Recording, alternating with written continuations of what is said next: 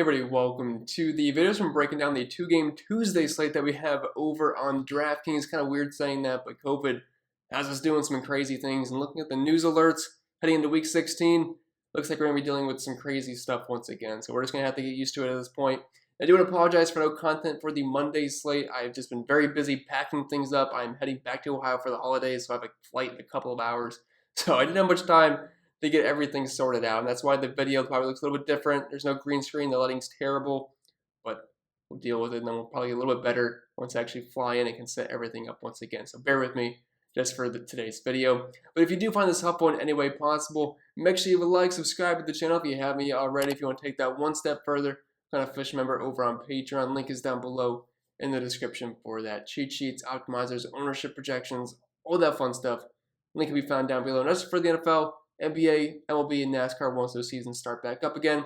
And last but not least, this video is sponsored by Prize Picks. I'm sure most of you know what it is by now, but if you don't, it's daily fantasy sports simplified. Just you versus the projections. There's no sharks, 150 max contests, or salary cap restrictions, or anything like that. Just you versus the props they offer each and every single day. And as of right now, if you sign over on Prize Picks, you can get a free money bonus as an instant deposit match up to $100. So it's free money. Want to use it to your advantage when you use code CPEN and tell them I sent you. But I think it'll be it for the plugs for the most part. So without further ado, let's dive into today's video. And as always, we'll start with the quarterback position. And I will say this slate definitely looks a lot better on the eyes. We definitely have some more appealing fantasy options. Now, there is some COVID news that we're going to have to wait and see what happens. But as of right now, I'm just going with the information that we have. And if some guys happen to be rolled in or rolled out, you guys can plan accordingly. I'll try to cover that just a little bit. But I'm not going to talk about every single player at each position, but for the quarterbacks, I figured it was smart enough to talk about each one here. So up top, we have Matthew Stafford, $6,700. I expect him to be the highest owned quarterback. It's just so easy to stack him up with Cooper Kupp, which is what everyone's going to do if you were playing cash games on this slate. Play Matthew Stafford and play Cooper Kupp. They're going to be so high owned. If they go off, you are going to be dead. And tournaments, sure, I understand if you want to get off that chalk, but man, it is really hard to get away from this Rams staff because it just looks so good. It grades out so well, and it's really not that hard to do. Like Matthew Stafford is under 7K. Cooper Kupp's expensive, but there's some cheap enough players to make that work quite easily. So I'm loving Stafford stacks here. Facing Seattle, it's not that really a defense that you should be scared of. They still have a 25.5 implied team total here. They're 5.5-point favorites. Seattle's currently 28th DVA versus the pass this year, and allowing nearly 300 passing yards per game. And Stafford has had 3 passing touchdowns 3 weeks prior, and he's also averaging around 300 passing yards per game. So yeah, love Stafford on the slate, definitely my QB1. Jalen Hurts looks pretty good too at $6,500. He's definitely a pivot option off of Stafford. The problem with Hurts is it's not as easy to stack him up. Now, you could use a guy like Devonta Smith or Dallas Goedert, but I mean, when I'm playing Jalen Hurts, I usually play him naked just because I can get that rushing upside because he runs the ball obviously more than any quarterback on the slate, which does give him a nice floor. And he is facing Washington, who's been terrible versus fantasy quarterbacks this year. They're actually allowing the most fantasy points per game. And their team total is only a point lower than the Rams. And they're 27th versus the pass. I think Jalen Hurts is definitely a fine option. He's finally off the injury report. Should be good to go for this game. And if he's going to use his legs, I mean, he's definitely appealing at $6,500. I prefer Stafford because I feel safer with him. But Jalen Hurts, earlier in the season, was just one of the safest options we had because he just wasn't busting. Now, he definitely got a little bit worse as the season progressed fantasy point-wise, but I mean, still a fine option nonetheless on a 2-game slate. Like Hurts and Stafford, definitely my top 2 options. Russell Wilson is an interesting tournament play, but I just hate playing people on Seattle, especially. Now, I have not played Russell Wilson once this year. It really hasn't killed me just because that offense is so awful to watch. Like if you just watch a Seahawks game, which I'm sure we all have because I seem to have primetime games every single week, it feels like. I've had enough about the Seahawks by now, but I mean, Wilson's okay at $6,100, but I'm not super thrilled about it. It's not like he's setting the world on fire this year, and it looks like he'll be down Tyler Lockett, which really hurts him because Lockett's been the one guy that's actually been producing with Russell Wilson in the past month or so now. He's only averaging 230 passing yards per game, just over 1.5 passing touchdowns, so I'm not in love with it. Plus the Rams, 7th DVA versus the pass, 7 versus fantasy quarterbacks. I don't really care about matchups too much these days, but it would be nice to have a good matchup. And I just prefer Stafford and Jalen Hurts, and definitely Stafford over the rest here and Garrett Gilbert. No, thank you. Moving on to the running back position, we have Antonio Gibson at $6,800, and he definitely looks like the most appealing running back on this slate, especially with the news that J.D. McKissic is going to be out for this game. Now, we all played Antonio Gibson last week at chalk. I say he was like 70-80% owned in cash games. Did not work out. He busted very hard versus Dallas, but this is a softer matchup versus Philly, and again with no McKissick, just a huge bump for him. We should get like 20 plus touches, a decent amount in the passing game. And Philly's not been good versus pass catching running backs. Now, I'm not saying Gibson is going to get each and every single passing attempt. We saw the one week where J.D. McKissick was out, where he was not getting every single target, which sucked. I mean, it doesn't make any sense. Antonio Gibson is a fantastic pass catcher, but they just don't utilize him as much as I'd like him to. But we should probably get 15 plus carries, I should say, and hopefully around a handful of targets if that's the case. He is the most expensive running back, but he's still under 7K, and it's a good matchup. Eagles, despite being 15th DVA versus the run, they're 23rd versus fantasy running backs, and allow nearly 7 catches per game. So do like Gibson a lot, and if I'm playing cash games, more than likely just going to try to find a way to fit him in, because I don't think Garrett Gilbert is going to lead these guys to the promised land, and they're probably going to rely on Gibson quite heavily. Now, the defense probably realizes that. It might not be an efficient day for Gibson, but the touches should be there. Sony Michel and Darrell Henderson, it's kind of a weird situation because they're both going to have roles in this game. We're no longer just going to have Henderson get all the touches and Michel just come in for a drive or two and steal a couple of touches. Like, these guys are pretty much going to be splitting. I would say Henderson's going to be more involved in the passing game, which does make him more appealing at $5,500, and I do have him projected higher than Sonny Michel by not a handful of points, but about 3 or 4, give or take, which $300 cheaper, and the passing down work, which is more valuable on a site like DraftKings. And I mean, I think Henderson's the better back anyway, so I'm personally preferring Henderson over Michel, but I could see Michel, who should be lower owned, maybe vulturing a touchdown, which could be very annoying. So both guys are in play. Seattle's been terrible versus running backs this year, but if Henderson's going to get most of the passing work, which I would say is probably going to be the case, which is what Seattle's actually struggled with the most this year. 7.5 catches per game, nearly 70 receiving yards, and only second most points per game to running back. So both guys are in play. I would say Michel's the better turnip play. Henderson's more than likely safer in cash games, just because I assume he's going to be catching some passes. Miles Sanders at $5,700 versus Washington. It's not as easy to run on these guys and it is to pass on them, but I think Sanders is fine at $5,700. They are 6.5 point favorites. Playing at home, he should get most of the touches in this backfield. He doesn't really get used as a pass catcher as much, which is kind of annoying. But at this price point, if he happens to find the end zone, I could definitely see him being one of the best running back plays on the slate. I feel like I'm leaning towards him more so in tournaments, but he could be a fringe cash game play if you have if you just have around $6,000 left in the flex spot. And Penny is interesting down there at $5,400. I mean, I'd probably prefer getting up to Henderson at $5,500 just because I like the Rams offense better. But assuming he gets the majority of the touches in that backfield, Adrian Peterson is currently questionable. But Penny, really 30 DraftKings points last week. And if he's going to give me 15 plus touches, he's an interesting tournament play. That's all I'm saying. I'm not super interested in it, but I think he should at least be on your radars. But kind of like Miles Sanders, where they're kind of fringe plays for me.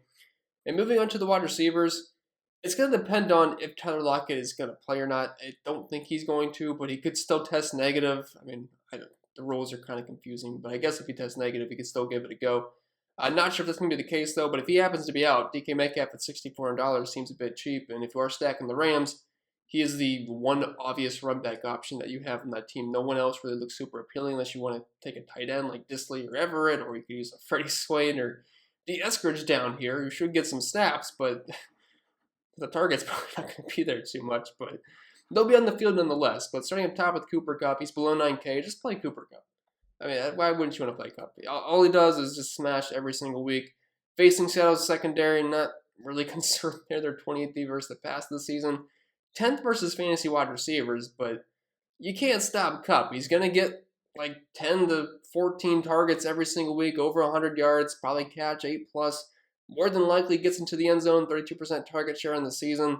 I mean, there's just no reason not to want to play Kupp here. I mean, the addition of Odell has not slowed him down, so just play him with confidence, because if you're playing Stafford, you have to play Kupp. I mean, you could get nuts and fade Kupp and play Van Jefferson and Odell. Like, sure, that's fine, but it's always going to be Kupp. Like, he is always going to get the volume. He's got to accept it.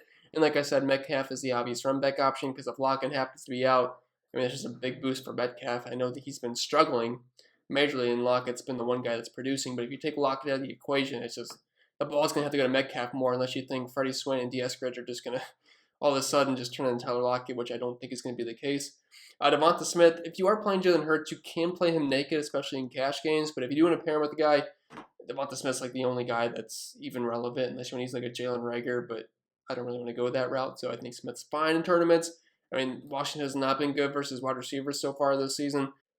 as they're allowing the third most points per game to fantasy wide receivers. Van Jefferson and Odell, they're both fine plays. If you are stacking Matthew Stafford, feel free to put whoever you want on. If you want to play all three, sure, go for it. I mean, there's a chance they could all have good games. We saw that last time out versus Arizona Cardinals, where Cooper Kupp had a good game, Van Jefferson had a good game, and Odell had a good game. Like, it's certainly possible that these all three can all have good games, especially if Tyler Higbee's out. Just kind of concentrates the offense even more on these great wide receivers. So I don't really have a preference between Van Jefferson and Odell. Van seems maybe, he feels more tournament-y because he's going to be the long ball kind of guy. And Odell, he can still catch some shorter passes. But both guys grade out very similar to me. Since Odell's cheaper, since I had my projections have him so close, it spits out Odell a little bit more than Van Jefferson. But both guys are just very, very similar plays. And we already talked about Freddie Swain and Eskridge. If Lockett happens to be in, these guys are basically unplayable. But if he is out, Freddie Swain and Eskridge are playable. It doesn't feel great, but they are dirt cheap. And moving on to the tight ends, you have Dallas Goedert up top at $4,100. Again, if you are using Jalen Hurts, Dallas Goedert's probably my most favorite pass catching option to pair him up with. Smith is there. He's got upside, but it never feels great playing Smith, to be honest. But Dallas Goedert, I do like quite a bit if you can afford him. He's not a must play, but he's definitely in play. Gerald Everett, $3,600, tight end for the Seattle Seahawks. Both him and Will Dissly are playable. I would prefer Everett over Dissly, but if you need the savings, I totally understand having to go down to Will Dissly, but Everett's definitely a safer option. Ricky Seals-Jones is currently questionable. If he happens to be out, and Logan Thomas is definitely out, we know that. John Bates at $2,800 would be the tight end one, and he'd be a perfectly fine option because we know the tight end one for the Washington football team always gets utilized. Now the problem is no Taylor Heineke in this game. We're dealing with Gary Gilbert, so it's not going to be pretty, but John Bates should still get some targets, but we'll have to wait and see on some news on Ricky Seals-Jones. Then at the very bottom here, Kendall Blanton, assuming Tyler Higbee is out, he doesn't test negative tomorrow. He's in play at $2,500. He actually had a handful of targets last week with no Tyler Higbee, so he's got a roll. He's only $2,500. I mean, if he just catches a couple of passes, you're probably happy with it. And if he falls into the end zone, doing some cartwheels. And I should mention the Eagles are dead last versus tight ends as well. Speaking about Ricky Seals-Jones or John Bates, whoever gets the start there. But tight end is not pretty. I mean, Goddard, he definitely projects way better than everybody else. So the optimizer was jamming him in lineups. I mean, I don't think he's a must play. And moving on to defenses, I mean, not really many options to pick from here. The Eagles are definitely the top option, and the Rams are right behind them. But I do like the stack here. And if I'm stacking the Rams, I would prefer the Seahawks to try to keep it close, so it's just back and forth because I'd probably run it back with DK Metcalf. So I'm probably going to shy away from the Rams and just try to jam in the Eagles. Football team and Seahawks, I am just going to try my best not to have to play them. In some lineups, you're going to have to, but I would definitely try my best to get the Eagles in. They're 6.5-point favorites at home, only a 17-point implied team total against them, and they definitely have the worst quarterback to go against. So I prefer the Eagles, but I understand if you have to go down low. I do on Showdown videos. I just want to try to build a lineup and see what fits. Do not copy and paste this. I am building this completely on the fly, but we already talked about all the players I have interest in, so let's just see what fits.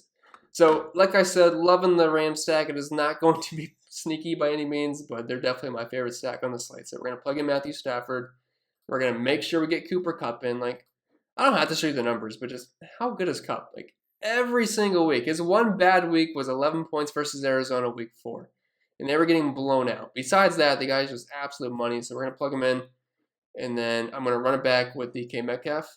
Now, if Lockett happens to be in, he definitely becomes an option. But I'm assuming he is out. And if that is the case, we have DK Metcalf here at $6,400, which feels pretty good. We still have around just a little bit under $5,000. But the running backs are really cheap. I said I like Antonio Gibson. He should get us 20-plus touches, especially with no J.D. McKissick. Feel great about that, assuming he doesn't fumble again and get benched for a little bit, which seemed to happen the last time y'all played him, but whatever, it is what it is. At this point, we have our picks between Michelle, Sanders, Henderson, Penny. I don't really like any other running back here. I'm not going to play Gainwell. I'm not playing Jordan Howard. Henderson, since we have Stafford, it doesn't feel great getting another running back with them, but since Henderson should be getting targets at least, I wouldn't be surprised if he pushes for 4-plus targets. That's fine. If you can get a cheap touchdown, he's only $5,500. I don't think that's going to kill us. Plugging in the Eagles defense is something I would try my best to do because I don't want to play the Rams defense in this lineup just because. I mean, if I have to play the football team versus Philly, I don't think that's terrible. I don't. Maybe I'll save that till the end. I'd like to try to get the Eagles in, so we're going to plug them in right now. If we have to drop them, it is what it is. That's fine. So tight end, like I was mentioning, Dallas Goedert definitely projects the best, assuming Tyler Higbee is out. I don't think we've had any news if he's going to play or not, but it sounds like he is very doubtful to test negative for COVID to be able to play. So I'm assuming he is out. And I mean, obviously we have the punt options and Blanton, or we could go John Bates if Ricky Seals-Jones happens to be out. But let's just try to get Goddard in. It is a little pricey, but $3,700 left still.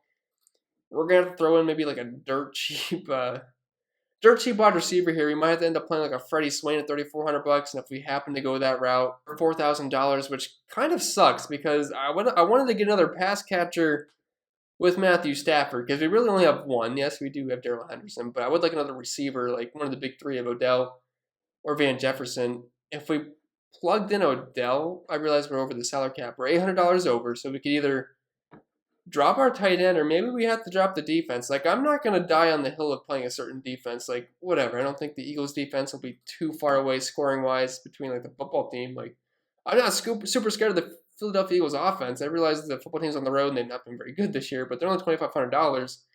And that's actually not a bad-looking lineup. You have Matthew Stafford paired up with Cooper Kupp and Odell Beckham Jr., ran back with DK Metcalf and Freddie Swain.